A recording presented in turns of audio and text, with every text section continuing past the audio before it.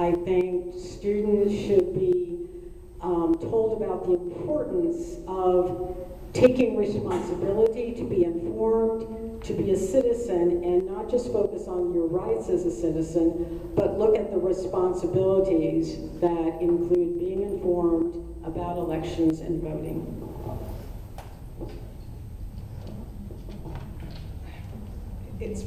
This is a democracy or a republic, and there isn't anything you can do to force people to vote.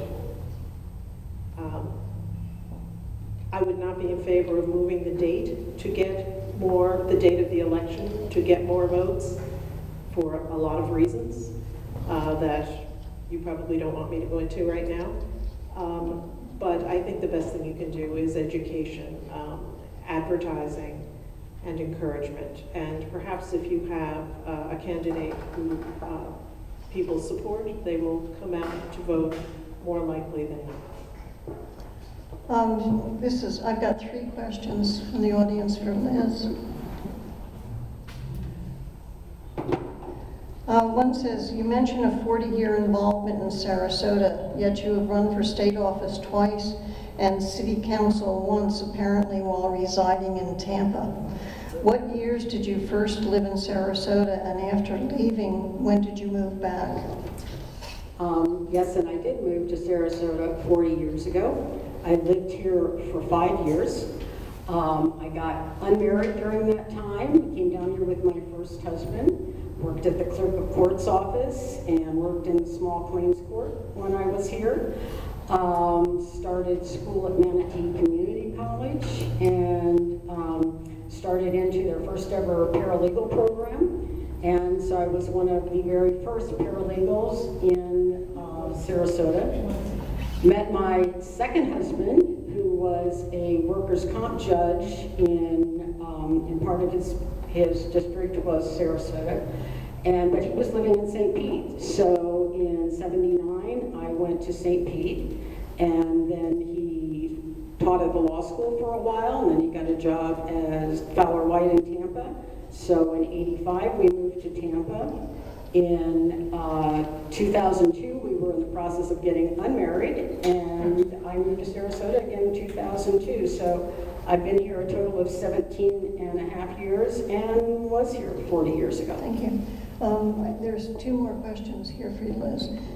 When you were on the Civil Service Board, why, after expert testimony was given, did you not vote for disciplining the police officer who allowed a handcuffed man to fall out of the police car and then kick him? I don't know. I don't know whether, I guess I'm allowed to discuss the decision in that case. I'm not certain. There's another member of the Civil Service General Personnel Board here as well. So I'm not sure if I'm allowed to talk about it or not. Okay. It was a unanimous decision. Since fiscal responsibility is a very important attribute for an elected official, and the county clerk records show 2 liens filed against you for non-payment of your condo dues in the amount of $30,000, why did you not reveal the liens on your 2014 financial qualifying form to run for this office? I didn't even know there was a lien, and I don't owe my condo association $30,000. I don't know what that's about. There, it says there are 2 liens on the clerk of the court's records. I don't know what that's about, so. Okay. This is for everybody. After your political career is over, will you promise, this is again another one of these things, not to go on the developer's dole? Let me start with Eileen. I was so looking forward to that, Kathy. I didn't write it, somebody else You have to try that. I promise not to go on the developer's dole. Okay, how about you, Liz? At this point, I don't even know a developer. Stan? This is a comic question. I've been reporting in this community for a long time, and I can't see any developer thinking he'd even give me a dime. Shelley? Yes, I promise. Shelley, this is for you. Yes. Since you and David Morgan serve in a position that affects the citizens, how do you believe you will better serve the citizens if elected commissioner? David, of course, isn't here, so you get the floor on that. How do you believe you will better serve the citizens if elected commissioner? I will make, I think I lost it. Can you hear me? All right. My vow is to make government more accessible to our residents. My vow is to open up opportunities for public comment early on in the process where decisions are made. My vow is to continue to be regularly accessible and available to my constituents after taking office, whether that is through coffee chats, whether it's through newsletters, whether it's through continued comment and conversation, and whether it's through a continued open door policy.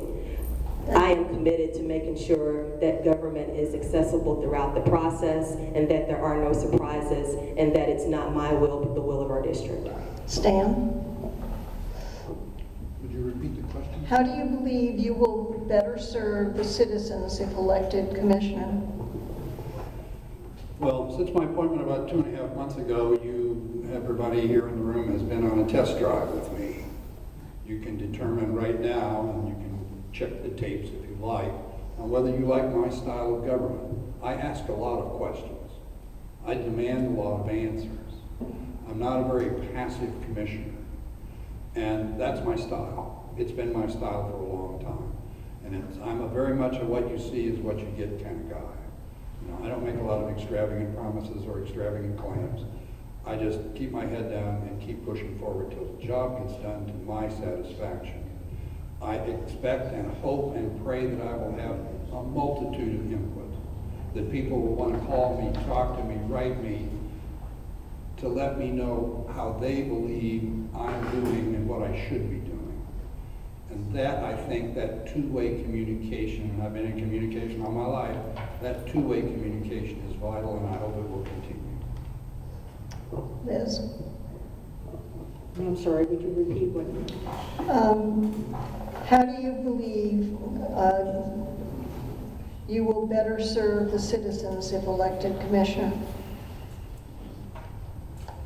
I think I will bring my skills as a family law attorney in terms of being able to resolve conflicts between, conflicting parties and searching for solutions to problems and looking for win-win solutions to those problems.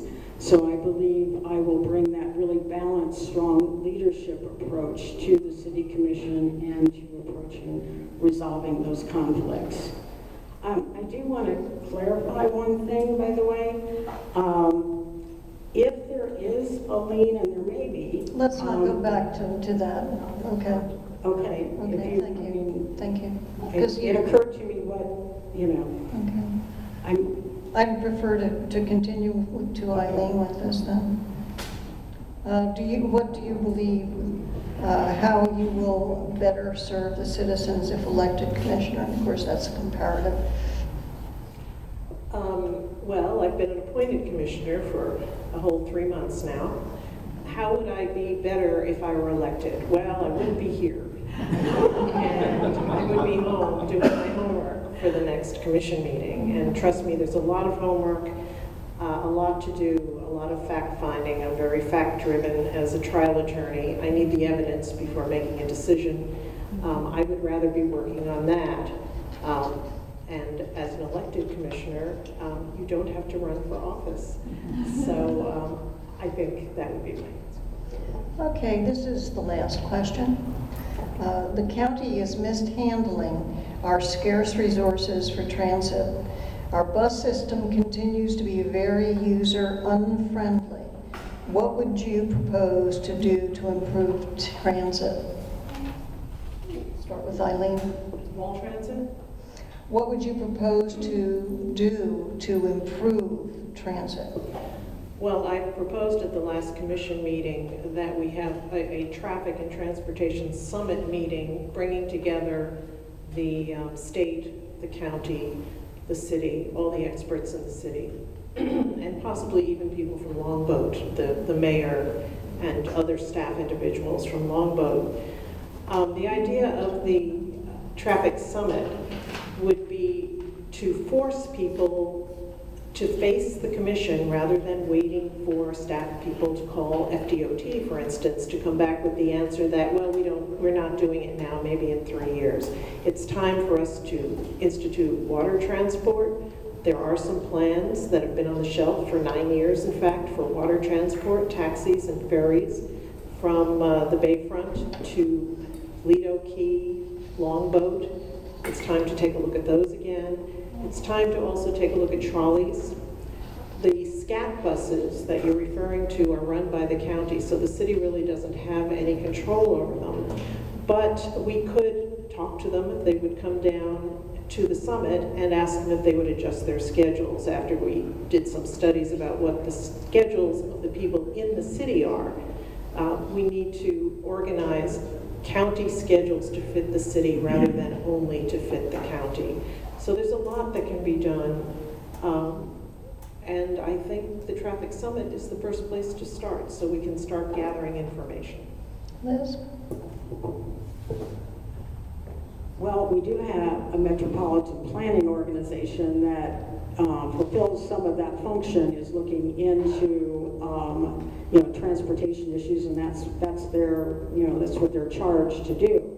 But that being said, I am a big proponent of multimodal transportation, that we look at more bike lanes, more frequent buses, trolleys, everything that we can do to get people out of their cars and off the roads. And I think the new urbanism, the smart growth principles all take that into consideration, is that we need to find different ways to get people around. There are people, I talked to one woman who wanted to go to the Players Theater. She said, I would take the bus to the Players Theater at night, but there are no buses that run that can take me home. So those are the kinds of things that we need to address and make it more frequent and make it convenient so that people will use it.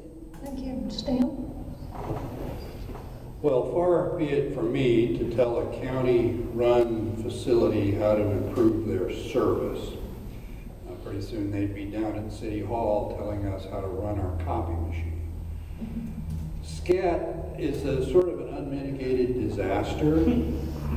If you want to ride the bus, you're going to have to stand up, and you're probably going to stand on a fire ant mound at the bus stop, because there's no benches, no shelters, no accommodation for the real people who'd like to use the bus, and it only comes by every half hour if you're lucky. It's an abomination as a mass transit system. There's absolutely no incentive to use it, but far be it from me to tell the county how to improve their bus system. The county looked for and used a bunch of federal funds for something called Bus Rapid Transit, which looked like it was going to be sort of an above-ground subway system, dedicated right away, running on a very short headway, 15 minutes or maybe less between these rapid transit buses with very few stops to move things around. But the county made some significant mistakes. The money fell through, and the Fed said, no thank you. We don't want to work with you. Mass transit is a tough proposition in any Florida city. I don't know that there's any Florida city that has a very successful bus-oriented mass transit system, and there's not enough money for any other kind. So we're stuck. It would be wonderful that the traffic summit that Ms. Normile is proposing, that could come up with some genius answers, but I'm not going to hold my breath. We're kind of stuck with the system we've got. It's very constrained, it's very tight, and as more and more people come to town, it just gets tighter and tighter. Okay, Shelley? Given the constraints that the city has in telling the county operation how to run its business, I would be in favor of some public-private partnerships on the city level that would look into alternative dollars as it relates to transportation. I'm having conversations in determining with relation to carpooling initiatives. What are some initiatives that we can develop with our business community that helps our residents and visitors get along downtown in a quicker manner? I've spoken with a lot of seniors that because of the parking, having to park so far away from destinations, that they make a decision to go someplace else, and we're losing business and we're losing good customers, and our eating establishments and our retail businesses are suffering. So I think that public-private partnerships are a way that from a city standpoint, we can begin to address the issue. That can happen as a part of our city's master plan. We can look into functional transportation initiatives, and also with this new grant coordinator that has been brought on for the citywide to look at state and federal funding, there may be some creative ways that we can have some solutions to our traffic problems. If you'll keep the microphone.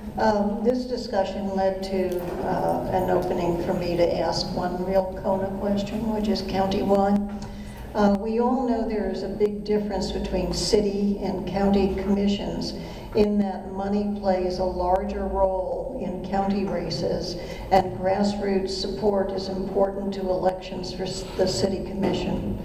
Do you believe this difference partially explains the many years of difficult relationships between the county commission and the commissions of the 4 cities within the county, and that would be Northport, Venice, Sarasota, and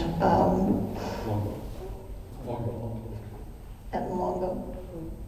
I think that that's part of the equation. There's always going to be an issue as to what dollars are in place to solve our problems and to address our fiscal issues. I don't think it's the primary reason that there's been such an influx. I think that we've got to get back to restoring relationships and valuing the positions that we have both on the city and county level in terms of the regional facilities that we have and regional expenses that we share. So I think it's part of the problem, but I don't think it's the sole problem.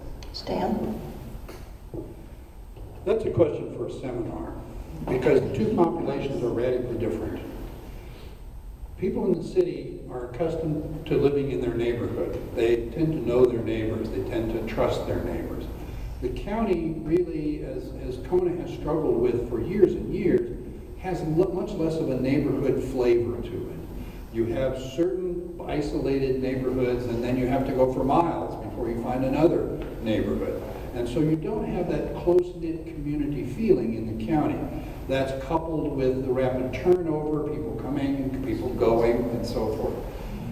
So Could I interrupt a minute? Sure. I think the interpretation of the question is getting skewed a bit. The question is, as it was presented to me, is whether or not the funding for the political races, the difference between the two, makes the perspective of the commissioners different on issues. then let me draw that to a quick conclusion. Okay. In the county, because you don't have that grassroots capability, you have to use money. Mm-hmm. Whereas in the city, you have that grassroots capability, and you don't necessarily have to have an extraordinarily well-funded campaign in order to be a success, because of the difference in the two cultures. Okay. Shelley, do you wish to readdress that? Could you pass the microphone back to Shelley? I partly agree with that. I think the struggles that we have in the city versus the county, quality of life, preservation of parks, fiscal responsibility, things we want to accomplish are the same across the board as it relates to city or county. When it relates to funding those campaigns, of course there may be different strategies as to how we achieve that goal, but I don't think that it's an impediment from that respect versus the city race or the county race. Okay. I think the goals are the same. I think you look at your district, and depending upon what your span is for your precinct, then you plan accordingly, but the desires to serve are still the same, and I don't know that that's the true impediment. Okay, Liz? Do you think the difference partially explains between the fundraising that's done for campaigns for county commission versus the grassroots campaigns in the city is part of an answer as to the difference or the difficulties in relationships between the county commissioners and the commissioners for the 4 cities of the county? I don't think the mode of campaigning is what creates the friction between the city and the county. I agree that, you know, both want to serve. I think it's more personalities that cause problems, not the difference in how they run their campaign. Eileen?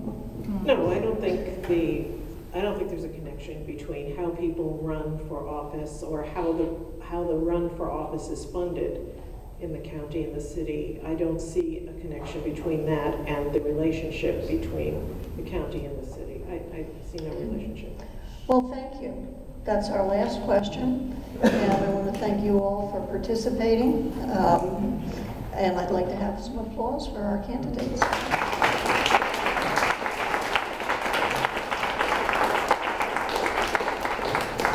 Feel free to talk to your candidates if you'd like to stay. When's the election? The election is on March 10th. And the next meeting of CONA is the day before, and that's when Jono will be here to talk about the acquisition of conservation lands.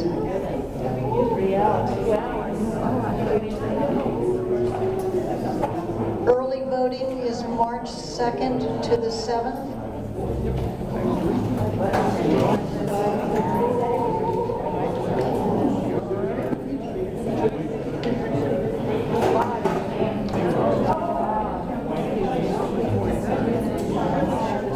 Thank you.